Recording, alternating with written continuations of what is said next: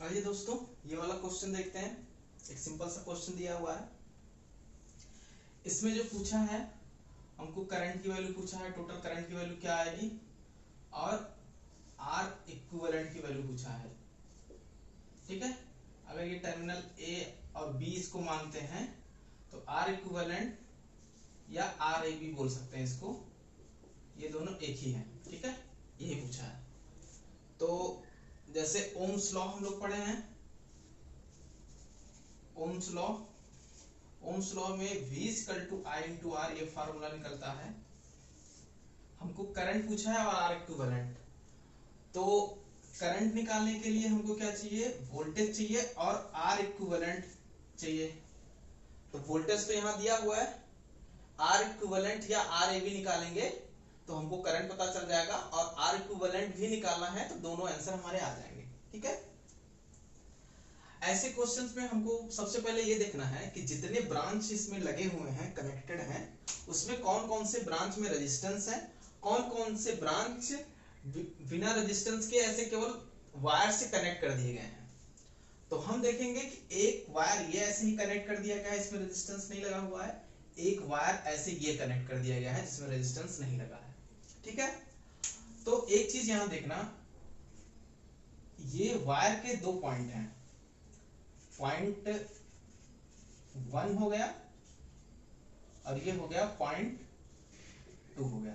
ठीक है, अब जब बीच में रेजिस्टेंस नहीं है तो इस पॉइंट को हम यहां भी खिसका के कर सकते हैं, या इस पॉइंट को खिसका के यहां कर सकते हैं, अगर इस वायर के बीच में रेजिस्टेंस नहीं लगा है तो। बस ध्यान ये देना है कि अगर इस वाले पॉइंट में जितने भी और ब्रांच कनेक्ट है वो भी साथ में इस वाले पॉइंट पे जाएंगे, या इस वाले पॉइंट में जितने भी ब्रांच और कनेक्टेड हैं, जब हम इसको शिफ्ट करेंगे तो वो भी साथ में इसके आएंगे। लेकिन हम शिफ्ट कर सकते हैं क्योंकि इनके बीच में कोई रेजिस्टेंस नहीं है। सपोज दैट ये वाला हम पॉइंट देखें, ये वाला वायर देखें, यहाँ पे और यहाँ पे देख रहे हैं कोई भी रेजिस्टेंस कनेक्ट नहीं है इस वाले वायर में। अब हम इस वाले पॉइंट को यहाँ पे ला सकते हैं या इस वाले पॉइंट को यहाँ ले जा सकते हैं। ले कैसे जाना है, उसके लिए बस ये ध्यान रखना है कि रेजिस्टेंस और करंट की वैल्यू चेंज ना हो, ऐसे लेके जाना है। और ये तभी चेंज नहीं होंगे जब हम इस पॉइंट के साथ में जितने भी ब्रांच कनेक्टेड हैं वो भी साथ में जाएंगे, या इस वाले पॉइंट के साथ जितने ब्रांच कनेक्टेड हैं वो यहां आएंगे, तब सही होगा। ठीक है, जैसे पॉइंट नंबर ये देखते हैं, इस वाले पॉइंट में देख रहे हैं कि ये वाला वायर भी कनेक्ट है। अगर इसका टर्मिनल 1 यहां है तो टर्मिनल 2 यहां कनेक्ट है। इस वाला वायर का देखते हैं, टर्मिनल 1 यहां कनेक्टेड है तो टर्मिनल 2 यहां कनेक्टेड है। इसका मतलब जब ये पॉइंट यहां जाएगा तो इसके भी एक जो टर्मिनल 2 है, इसके भी जो टर्मिनल 2 है वो भी यहीं जाएंगे।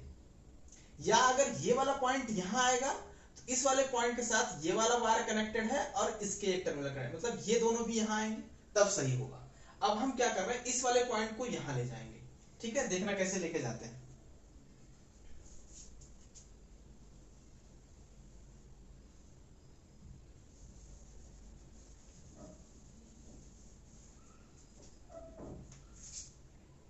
ये वाला वायर ऐसे रहने देते हैं। एक 3 ओम वाले रेजिस्टेंस का एक टर्मिनल यहां कनेक्ट था, दूसरा वाला भी जाएगा इसके साथ में, दूसरा वाला चला गया। 6 ओम का एक टर्मिनल यहां कनेक्ट था, दूसरा वाला जाएगा, क्योंकि हम शिफ्ट किए हैं तो इसके साथ जाएगा। यहां देखो 3 ओम का भी यहीं चला आया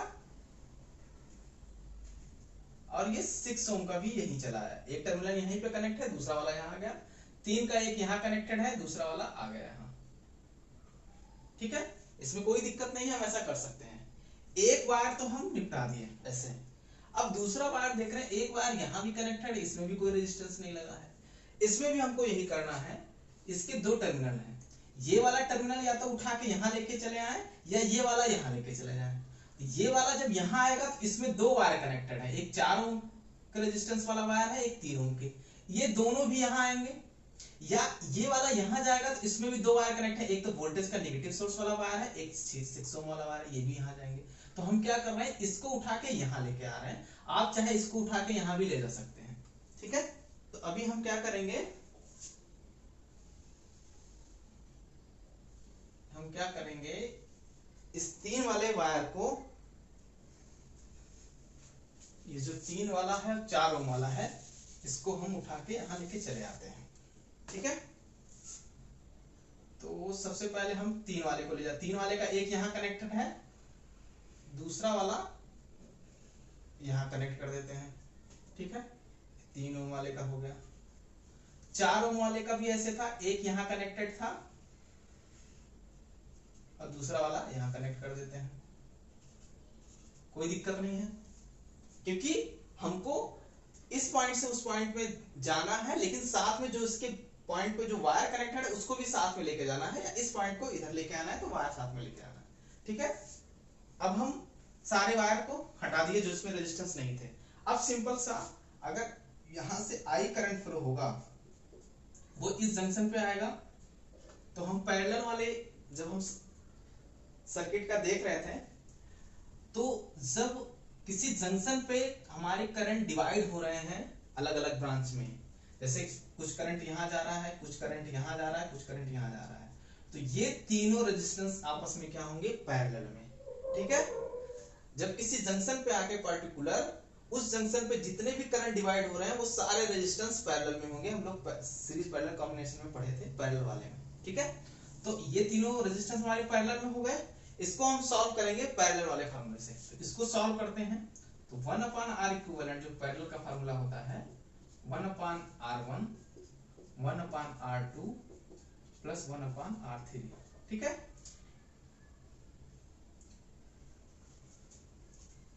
1/R इक्विवेलेंट ले लेंगे।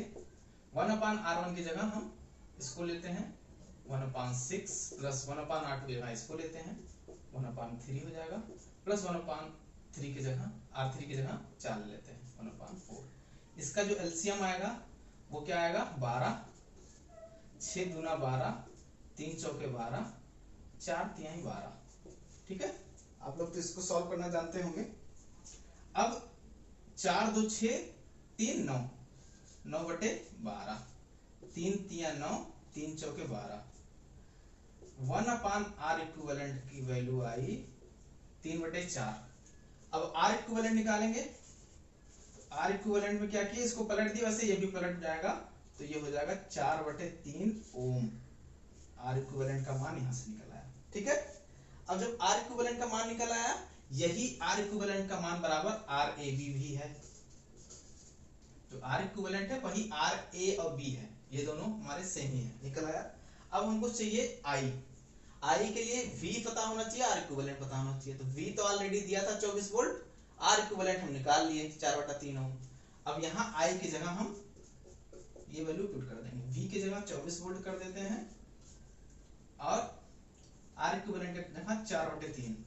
तो 4/3 करेंगे तो 3 ऊपर चला जाएगा, मल्टीप्लाई में हो जाएगा 4 1 4, 4 6 24, 6 3 18।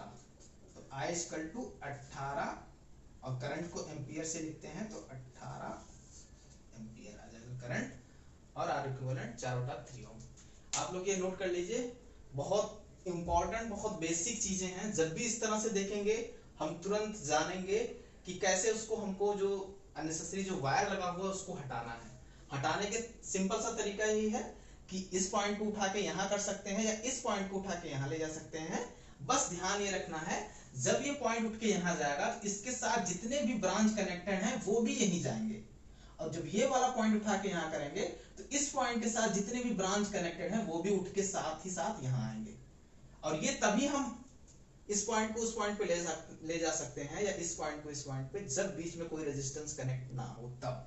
ठीक है, उस समय हम इस तरह से देख के और सर्किट सॉल्व करेंगे, बहुत इजी आ जाएगा। ठीक है, ये आप लोग नोट कर लीजिए, फिर हम दूसरा क्वेश्चन बताते हैं।